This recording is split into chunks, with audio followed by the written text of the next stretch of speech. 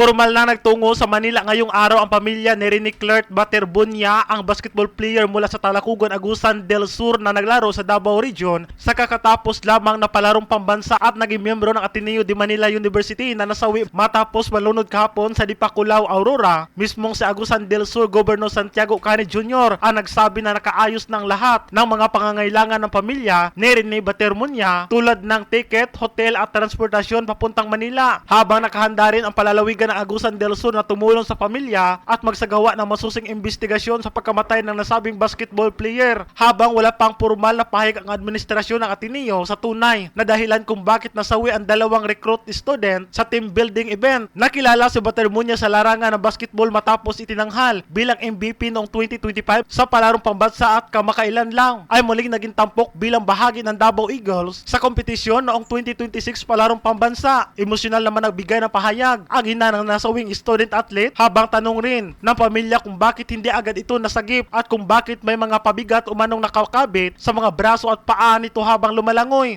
Wala nila gi-orient nga, ma'am, pag ang imuhang anak na ami training inana. Kung gipasabot lang po nila nga na anak, kumusugot.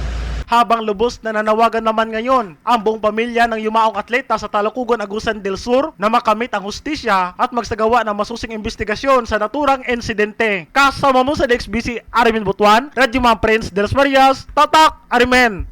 RMN Network News.